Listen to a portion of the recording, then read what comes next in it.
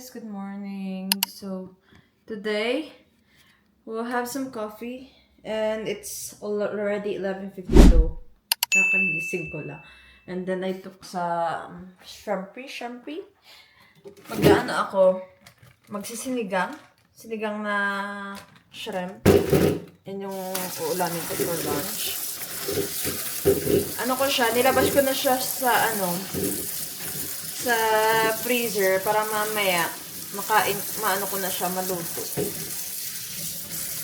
Ang mamakin niya, ito yung may pa siya, may hindi pa linis.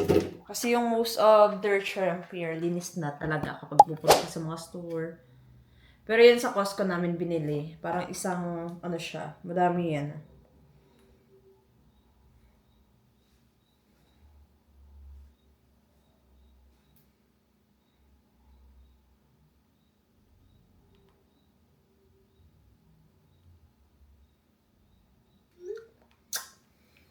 Ay, naku na lang.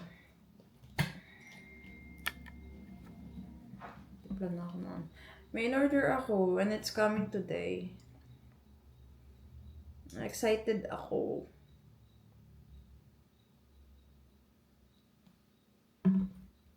Mga mamaya pa siguro siya dadating.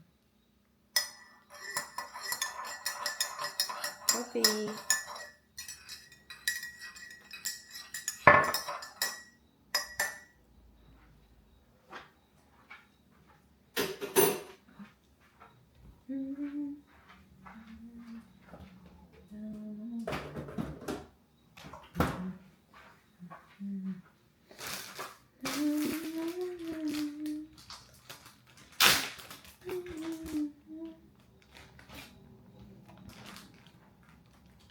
Sana.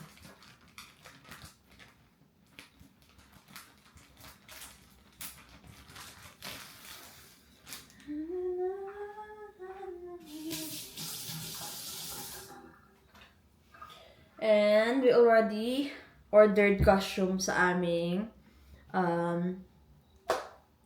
Halloween costume this coming October.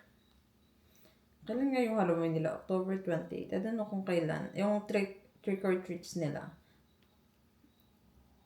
So, yung asawa ko at ako, parang kami, yung yung mga kapatid niya, tapos yung tiyahin niya is, nagdesisyon na kami, Disney theme. So, dati pinag-isipan namin Moana. Pero kasi, malamig na siya, sabi ko, ayaw ko na mag-Moana. Kasi, siya, diba? Yung, alam niyo yung ni Moana, yung costume niya. So, sabi ko, wag na lang yan kasi malamigan ako sa labas. So, na lang, nag-isip kami and we're going for Beauty and the Beast. Tapos bumili na kami ng aming costume kagabi. Ito, ang cute niya. Tapos ako, di ba yung dress ni Belle, yellow, and then, pwede siyang lagyan ng cape kasi malamig. So, nagbili din kami ng cape. Ang ganda. Yung yellow na dress niya and cape, yun lang. Tapos yung asawa ko yung, parang may costume talaga sila ng beast. Excited ako, pero excited na. Kasi first time ko sa Pilipinas din naman natin yung ginagawa. Siguro sa mga area naman ginagawa nila, pero sa amin wala eh.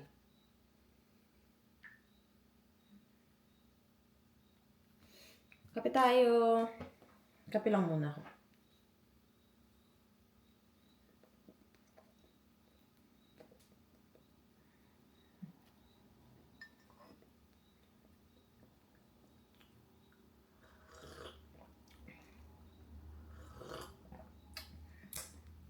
So, guys, tapos na ako magkape and Thursday ngayon and I have to clean the house kasi this Friday yung mga kapatid niya is pupunta dito para mag-decorate sa birthday party ng pamangkin ng asawa ko. And kasi last week naglinis na ako pero hindi siya natuloy yung so hindi natuloy yung kaarawan kasi may 'di ba may sakit yung yung tatay ng bata and then Yan lang nila itutuloy. So, pumunta kami ng last week sa Hobby Lobby. Hindi ko napakita. Hindi ako nag-vlog kasi nahihiya ako. And also, di naman kasi di sila sa camera. So, ayaw kong gumanin. So, parang siya, 3 set. Sabi ba yung and I'm thinking maybe I'll put this doon na sa wall na ganyan. Diyan. Diyan ko siya ilalagay. Diyan sa wall. Sa middle. Kasi ang cute niya. And then, parang lang, aesthetic ba? Kasi yung bahay namin napaka-plain, walang design. Asawa ko. So, bumili din ako ng ganito. Nilalagay ko sa couch. Meron kaming ganito, pero na siya, tag dito. Parang luma na. So, ito, bumili ako ng sunflower kasi I love sunflower. That's my favorite flower. Ito yung ko din, binili ko. Ano yan tawag dyan? Yan, ang cute. Fall decoration siya. Diba? Ang cute niya. Pero gusto ko siya na siyang i-change. Bibili ng bago. Yung mas malaki. Kasi ito mas maliit siya. Pero okay naman. Maganda naman siya. Pero gusto ko yung malaki para until hanggang dito. Yung niya. Ito yung liit. Pero ang cute niya. Diba? Yan. Pwede ba? Ano yung order ko? Trying.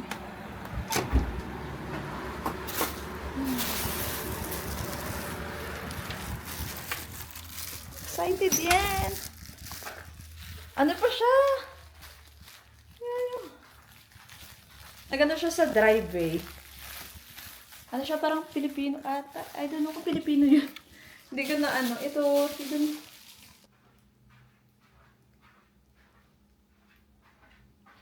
eto na siya. Na-delivered na yung ko. Finally, kahapon ko lang siya in-order. Tapos, nandito na. Ano pa siya, malamig lang. May pa, basa pa. Kasi frozen. Local lang siya. Parang dito lang around the area. Mag-unboxing tayo. Excited din. May sila ice pack. Kailangan namin to. Kasi ginagamit namin ng asawa ko. Nalagay ko sa freezer. Kasi frozen lahat. Except lang sa sa isa. Wait lang.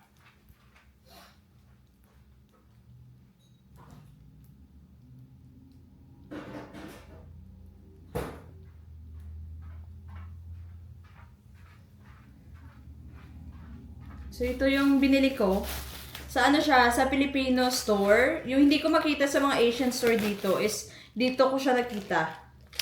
Kikiam! Kunti lang ata to. Mailan lang to. Namiss ko to kikiam. Hindi ko to makita sa mga Asian store na hinahanap ko talaga. Or may fishbowl sila pero hindi ako nag-order. Kikiam lang muna to try. And lanzones! Diba siya ngayon sa Pilipinas? Season siya. Bare months ata to season niya.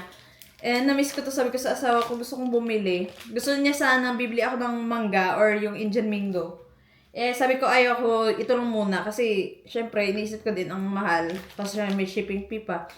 Pero ito, kapag bet mo talaga na maglansones, dito ko siya na yung siya, frozen longkong na galing from, saan nga to? Thailand. Yeah, Thailand. Matamis to Ito yung longkong na matamis na nandiyon. Excited ako. Frozen pa siya. So, then, ganyan nila pre-preserve para hindi siya hindi siya masira. Dalawa yung in-order ko. Parang ata to $4, $4.99. Ang mahal niyan, iba, sa Pilipinas magkano lang yan. And yung pinakahihintay ko is yung santol. Ang tigas niya pa. So, kailangan ko talaga ilagay ito sa freezer para hindi siya masira. Hindi ko siya muna itatry. Itatry natin sa next video. Kasi, busy ako. So, tignan nyo guys. I'm so happy. Tignan natin, try natin kung matamis. Sa mga Pinay na nasa US, kung nagkikrib kayo for santol, may Indian mango or lanzones, may mga din sila. Hindi nyo makita sa mga Asian store nyo na malapit sa inyo. May app ako na ilalagay ko lang sa description down below. And, yes, pwede nyo yung magamit. Mahal siya, pero worth it naman kapag, ano na, worth it siya kapag matry ko mamaya or next video na. Kung masarap ba or matamis. Pero alam ko to for sure, matamis tong longkong na ano, na frozen lansones. So, just, ilalagay ko lang to sa freezer. And I have to get back to my cleaning.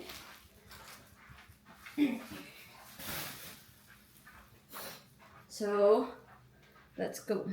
Ano ko muna to? Lalagay sa freezer.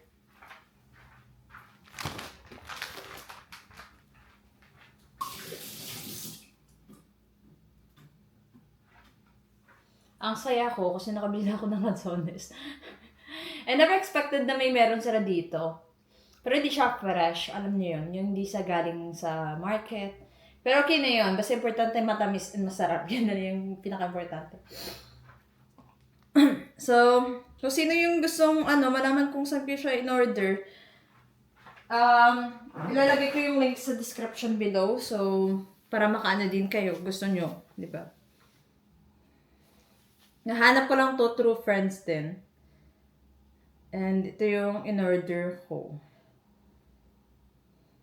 Ang ganyan.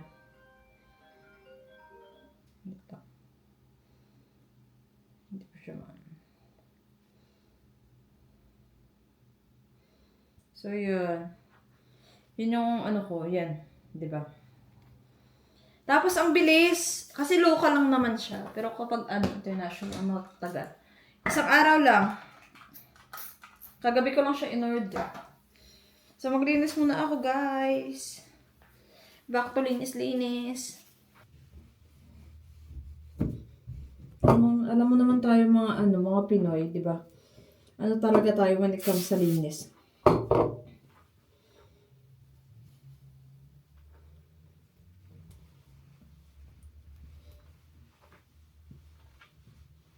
Hindi ko siya abot.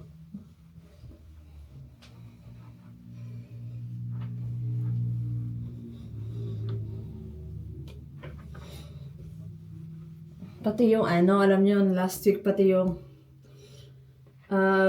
sliding, yung glass sliding door sa sa palabas sa backyard namin. Nilinis ko din siya.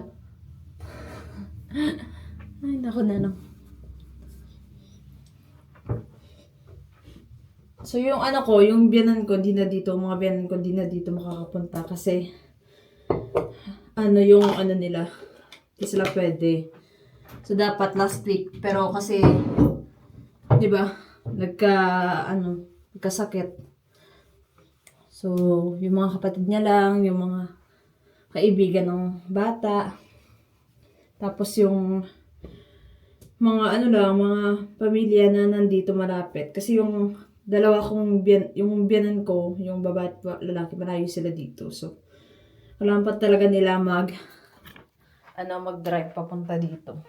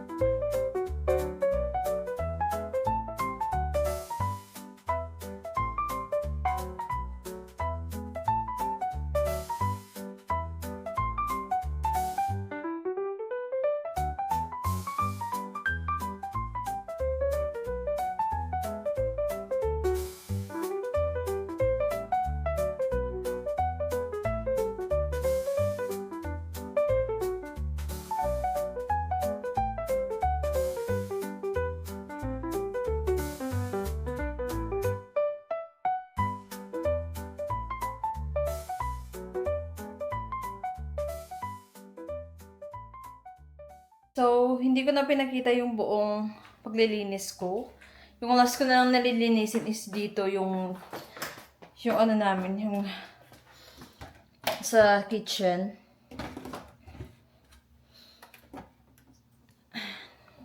And then after that, tapos na ako, and then magluluto na ako ng lunch ko. So, hindi ko na papakita yun, guys.